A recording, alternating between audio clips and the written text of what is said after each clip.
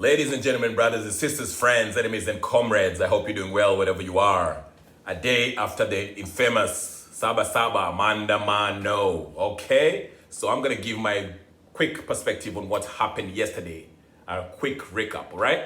Before I do so, if you haven't subscribed to my channel, please go ahead and hit that subscribe button, share, like, and comment. Tell me what you think about my views. If you disagree, agree, or whatever the case is. Give me a shout in the comment section, all right? Let's get to it. All right. I mentioned yesterday in my video, or 2 days ago, the reasons why Azimio went to the streets. Just a quick recap. They did go suspend the talks in the bipartisan parliamentary committee because they felt like Kenya Kwanza was not giving in. Kenya Kwanza, on the other side, was saying that they already gave a lot of concessions and they felt like anything that was supposed to be agreed upon between the two parties in these talks should be anchored by law or should be within the perimeters of the law. So that's where the difference came in, even though the talks was extra parliamentary, but whatever was supposed to be agreed upon between the Azimio side and Kenya Kwanza side is supposed to be anchored in law. And that's what Azimio side were not happy about, so they decided to suspend the talks and they went for Mandamano. Okay, so let's go to the Mandamano now. What happened yesterday? One thing I would say about the Mandamano yesterday was a great improvement from the previous Mandamano. I mentioned that the first reason why these talks took place is because on Kenya Kwanza were trying to avoid these kind of events, okay? When Raila threatened to have the mother of all Mandamanos previously, Ruto and his team on the Kenya Kwanza side, they told Azimio, hey, we are willing to sit down and talk, and that's when they chose the team, the bipartisan team. So now the talks have failed or suspended, at least for now, and we are in Mandamano. But this Mandamano, as you can see, it was a better performance if you compare it to the previous Mandamano of late, okay? It was not just limited to Kisumu or Homa Bay and Nairobi. This was in Mombasa, some parts of Mombasa, Machakos, led by Kalonzo Musyoka. Martha Karua went to Kirinyaga and was collecting signatures. Of course, Raila Odinga in Nairobi and his Maina Njenga and whoever else who were joining them had their march through the central CBD. So it was a much improved performance, let me just say. Even in Lodwar and some other places, it was not just limited to Nyanza province and Nairobi. So the perception is that the Mandamano took place, the Saba protests happened countrywide, okay? So in that aspect, in that respect, Raila Odinga's Mandamano Saba was a success. They created this perception that the country, majority of the people went out to the streets and they succeeded in protesting and letting their voice be heard, okay? As far as the turnout. So the turnout was wonderful, okay? They did well. But here's the thing though, that I found interesting. Before this Mandamano started, many of you know that Dennis Itumbi had a tweet where he wrote and pretty much explained, according to his information that he gathered, his intelligence, okay, hustler intelligence, whatever. He actually mentioned what the Azimio folks were going to do. And it turned out to happen just exactly as he described it in the tweet. He simply said that these guys met up with Uhuru Kenyatta and the top brass of Azimio, and they discussed how they were going to have these demonstrations. And they decided that they will have this demonstration in different parts of the country. The Azimio lieutenants will do it separately, okay? Because before, it was all of them, having a rally or marching or sitting in their cars, on top of their cars, with the supporters following them on the streets of Kibera and whatever. And there will be tear gas and there'll be chaos. But this time, they kind of divided themselves. Like I said, Martha Karua went to Kirinyaga, Kalonzo in, which I like the Kalonzo one, Musyoka in Machakos. It was really peaceful. He was walking and he said what he said and it was peaceful. There was no atrocities. In general, actually, nothing really, there was not a lot of case of any, major atrocities that happened. There were some people who were arrested, but I'll get to that. But anyway, like I say, Dennis Itumbi kind of mentioned that this was going to happen, okay? So that shows me that the government knew what the Azimio were going to do, how they were going to conduct this Azimio, the Mandamano, Saba protest, okay? The second thing that I found that was very interesting was Rigathi Gachagua. The previous day he was talking that talk. You know him, he was talking, hey, we are going to meet you, whatever the case is.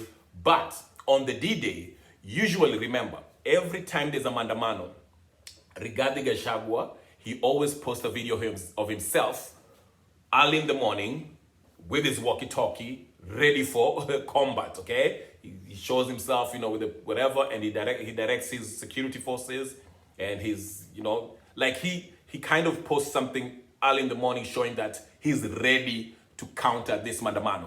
But yesterday, before the Saba protest, it was unusual because Rigathi's first tweet, yes, it was early in the morning, 5 a.m., it was a picture of him and Aaron Cheriot and some other guys walking towards, pointing at a coffee farm somewhere. I don't know if it was in Kericho or Nyeri or whatever the case is.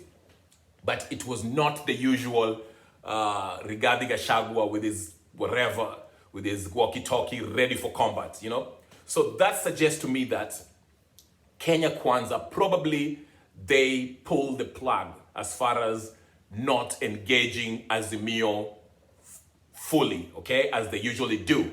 Because when we have Mandamanos, the police are usually very, very rough, very, very aggressive towards the protesters, okay? Regardless of who starts the mess. They are usually, yes, there was still tear gas yesterday, but it wasn't as bad as it usually is. And my suspicion is maybe because of the historical significance of the day, the Saba. The historical significance of Saba.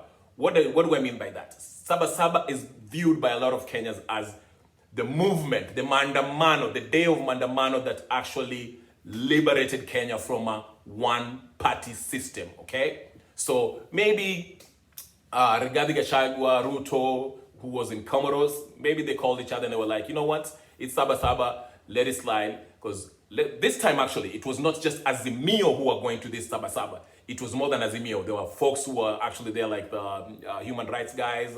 I saw, whatever, Mwangi. I forgot his name, Mwangi. The People's Watchman. He calls himself People's Watchman. But there were various people, different people who came in to protest against the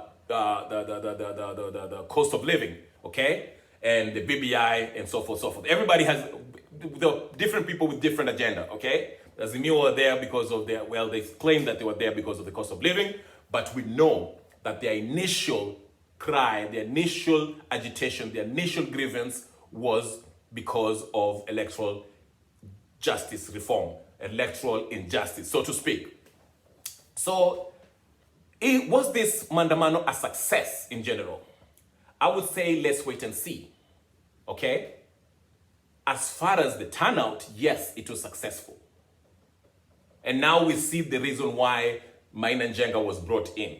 Because the Nairobi Mandamano was actually massive. There was a lot of people more than usual, which means Maina Njenga brought his crew, the Mungiki and people who support him, his followers, okay? But again, back to the question. Did they meet their objective?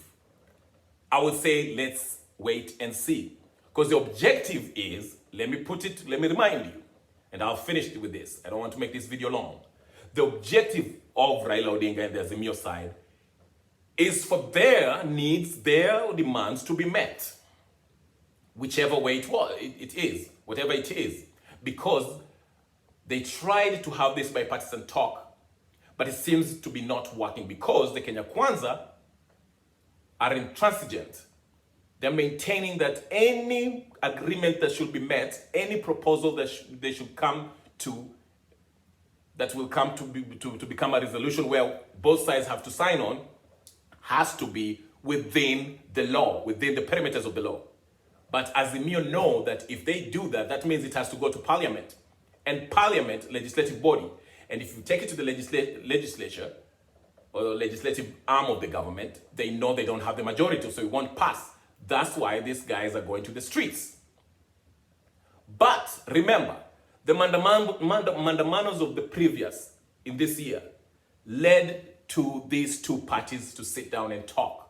This bipartisan committee talks, whatever the case is, okay? So that was a small victory.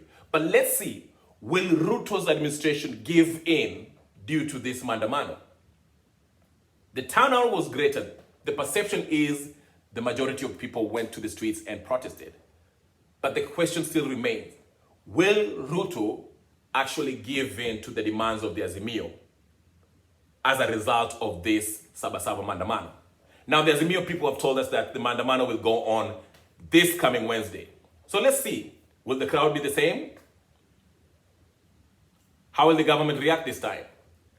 Those are things we can only wait and see. So in overall, I'll say this, nobody actually won. It's still 0-0. The Azimio improved on their performance as far as the turnout. But the overall objective, we are yet to see what Ruto will do. He's still outside the country. So let's see if they're going to rejoin the talks again so they can negotiate something or create something that's Azimio want, or give in to the Azimio. Anyway, I want to keep this video short. My name is Kenya Revolutionary. If you haven't subscribed, please go subscribe. Like, share, comment, and tell me what you think. All right? And I'll talk to you guys later. Peace and blessings.